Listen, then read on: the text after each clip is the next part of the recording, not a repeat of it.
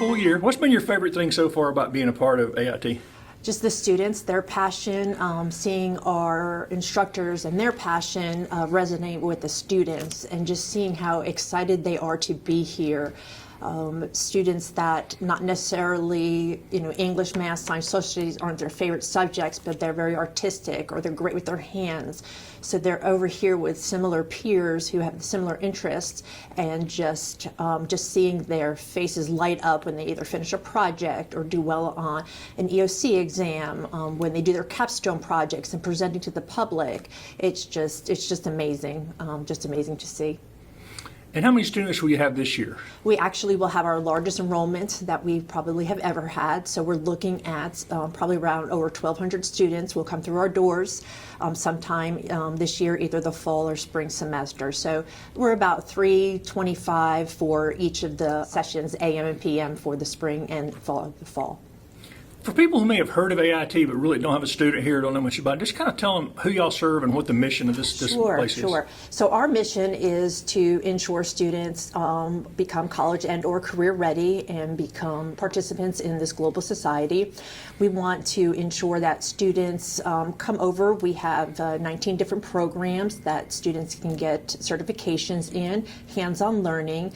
We serve districts 3, 4, and 5, so that is Crescent High School, Pendleton High School, Anderson 5 Charter School, Teal Hanna, and Westside. So students have to be enrolled in one of those 5 high schools, and they come to us, they register at their home high school, and they come to us either the morning or afternoon session. Some of our students are with us the entire year, some are just half the year, and usually they're here for 2 separate sessions, so 2 separate semesters to become completers.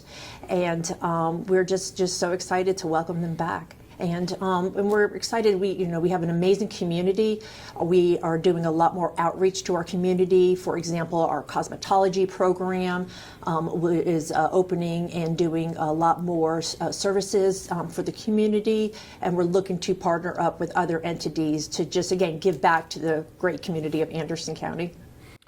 When we met last summer, y'all had some goals and objectives for this past year. Do you feel like y'all accomplished most of what you hoped to get done? I do. I absolutely do. We started a new transition program last year. We brought in a transition instructor with special needs background, and was very instrumental in supporting our current teachers, a student with 504s, IEPs, but also we started the transition program because we saw a need back at the home high schools where students, more likely non-diploma students, but in special needs classrooms, who were missing that career-ready indicator on their Power School, in Power School.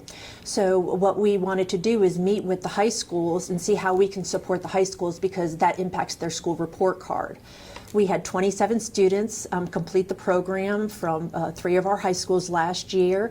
If my data is correct, believe 23 out of the 27 did receive their career ready indicator because they participated in a 40-hour internship through our CTE work-based learning program, which is different than any programs they do through their special needs classrooms. So we were super excited about that. That will start up back again in October with a new set of students. But the most exciting part of that was 4 of those students who participated in that program are now students of ours who are going to be taking our programs and work to be completers in their chosen field. So that is just so exciting, and to talk about full circle. And it's a service again back to our students, and could be more excited to have them back. What are some of your fastest growing programs? So health science is continuing to explode, which is great because it aligns with our CLNA, which is our Comprehensive Local Needs Assessment. Anything in the medical field, from nursing to assistance to even biomedical research, that is such needed areas in our community and beyond. We've actually added some additional biomed programs. Our welding program, automotive, electricity, those programs continue to stay very full. One program I'm super excited that is really starting to explode is our mechatronics. A few years ago, we had about 4 students enrolled in our mechatronics. We have an amazing instructor, and it's all because of word of mouth. Kids know, they take it. We actually have a full program going into this next school year, mechatronics. And again, that aligns to the needs of our local industry, which is very, very important to us. Manufacturing, where students are learning, again, to work on those different, the PLCs, and so they can program the machinery so they can work in the manufacturing facilities. That kind of leads to my next question. What role do partnerships play in you guys crafting your programs? Oh, it is huge. They do, again, it's not even just about monetary donations, which is always wonderful, but it's their time. They're mentoring our students who are doing their capstone projects. I can just say Dodge Industrial, which is located in Belton. They have been huge supporters of ours. Literally, we're just here last week, surprised one of our teachers with 9 new 3D printers, but also partnered with another one of their companies to bring in an automated tool machine. It looks like a vending machine where the students can put in their code. This way we can keep up with inventory, and then also that we can ensure that tools don't get lost and they get assigned. But that was installed last week. And they're just happy to be here. Our mentors from our businesses are, when we do have open houses and when we have our career fairs, they're here to support our students. Time, to me, is the most important factor that they could give back, and also just the conversations that we can have in regard to what do they need, because that's our job here, is to ensure that we're preparing students for local business and industry needs. Not that what seems fun and what's, what I mean, the big shiny golden, ticket. We just want to ensure that our students leave here college and career ready, and also can support businesses, because we want to grow Anderson just as much as anybody else. And again, through partners with economic development, it's full circle. We just want to see what the needs are out there and how we can meet those needs.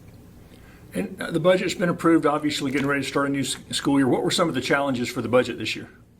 Well, since our budget it's shared between 3, 4, and 5, it's a little different, and to be honest with you, I'm pretty frugal when it comes to fiscal management. I've managed money for a long time for different districts, and but we have such strong support from all 3 districts in regard to our general fund and what they approve, and then also we get a portion of federal money and state funds from Perkins and EIA funds. So we are very, very, very fortunate that we have a very healthy budget to work with here at AIT, and that's just from our partners and our partnering school districts. Were y'all impacted at all by some of the potential federal cuts? No, sir. Perkins was not one of the areas of the funding that was, but I know now it's gone back, but that was not touched. So no, we're good, thank goodness. Do you have a challenge finding instructors and professors to teach here? Well, we've been very fortunate that we have had very little turnover. Pretty much everyone who was offered a contract has returned. But yes, in CTE world, it is difficult finding instructors because of just varying things. But this is also another draw for a lot of retired people in industry, where the hours given back working with students. We find that we have a lot of individuals who do that. But yes, we're always very cognizant, keeping resumes on file, getting the word out. But yes, we have one new staff member joining us this year, and she is a seasoned veteran in cosmetology, and we're so excited to have her. We're doing something a little different in cosmetology, where the students are going to roll up with the instructor, so they have the same instructor for 2 years, so they can, again, bond, build those relationships, learn all those skills, and then move up to their senior year with that same instructor, and then we'll start with the other instructor again. So we're excited to see how that pans out. And the upcoming year, we're getting ready to start. What are some of the things you and your board have identified as your goals and objectives for the coming year? So one thing we're really excited about is we have a new program starting this year, Siemens Manufacturing Engineering. So what Siemens Manufacturing Engineering is, it's a compilation between mechatronics, engineering, there's a little bit of electricity, there's a little bit of welding. So it brings all those together, again, for that backward design where they're going through CAD and They're really learning how to design programs and then put that into play for machinery, be using some lathes, some of our machine tool equipment. So we're really excited about that program. We have about 20 students enrolled in the pilot class starting in the spring. Very, very excited about that. So again, because we have this incredible machine tool lab, and we just wanted to ensure that students are getting prepared and be able to use the machinery we have, but also learn, because there's no isolation here in CTE.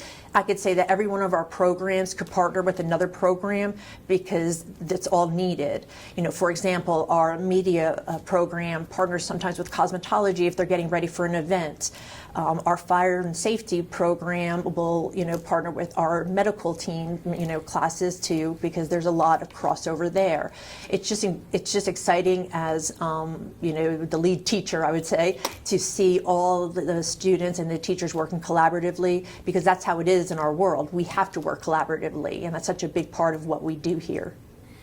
And I think you call it something else, but how many of your students are involved in internships or working while they're... So work-based learning, we are definitely seeing an increase in our work-based learning numbers. We're extremely, extremely excited about a new venture we have this year. It's calling Recruitment Reimagined. We have a partnership with Economic Development, ACTC, Anderson 1 and 2 Career Centers also involved.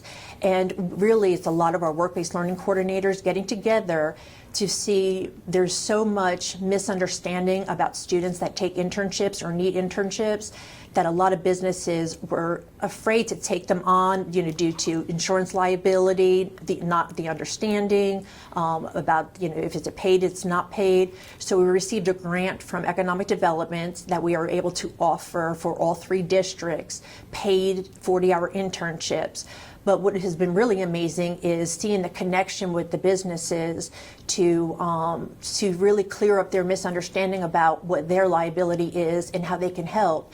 When we do a 40-hour internship, all students need to, dip their toe into something to see. It's great to learn in a classroom, but once you get that hands-on experience out in the world, that's when you really feel that, yes, this is for me.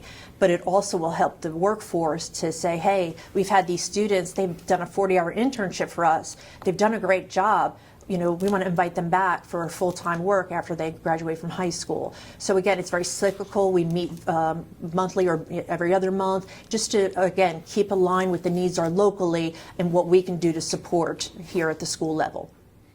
And one of the advantages y'all have is you're adjacent to the Tri-County Tech campus. And yes. Looking ahead, how will their new automotive / mechatronics / several things, I just had talked to their president about, Dr. Galen DeHay, about this. How will that benefit what you guys do here? We do have an MOA in regard to welding with Tri-County. Always looking to build those partnerships, especially with mechatronics and automotive. With automotive and mechatronics just going to be in our backyard within a few years, I think that will thoroughly build even a stronger collaborative position between the two of our programs to ensure that, we're doing the introductory work. We're getting kids excited about things and then supporting them if they want to go on for further training, at the secondary level. But I think, again, we have a great partnership with Marla Cobb, who is the liaison for the high schools to Tri-County. And, I just pick up the phone. Hey, I have a student, our schedule won't fit for them. Do you have a program that would fit for them? Again, it's not well, we want to keep our students. We don't want to give, it's all about what's best for students. So whether they're here, they're back at their home high school, they're at Tri-County, Anderson University, we support every endeavor because, again, it comes back to what is best for students. And looking ahead to the 26-27 year, I know this seems like a long way away, but I guess it's really not. If parents or students might be interested in AIT, what do they need to do? Well, they register back at their home high school. We had very successful tours last year. We really opened up the building, made it very fun, where students could really visit classrooms, very supervised, but we wanted to ensure that they visited the programs that they wanted to visit. And I think the fruition of that is our increased numbers. We hold open houses. We are having a community event on September 23rd from 5:30 to 7 here at AIT. We are opening the building. Our teachers will be available for anybody in the community, whether it's a prospective student, parent, guardian, business member, just anybody in the community who wants to see what's going on here, I really encourage them to come and see what we have, because it is an amazing facility. We've got wonderful instructors and just great students. So again, that's September 23rd here at AIT. It's just a drop-in event from 5:30 to 7. So we really look forward to having people come. So for the 26-27 school year, students will meet with their counselors back at their home high schools. We're working on our catalog now. We may have a new program that we're kind of working with. Hopefully be able to add that to our catalog. We are looking to perhaps do marine technology, which is boat repair and boat maintenance, partnering with local, boat industry individuals. So we've been working hard with the districts, and hopefully we can offer that program in the 26-27 school year. But again, I highly suggest parents, guardians come to any of our events.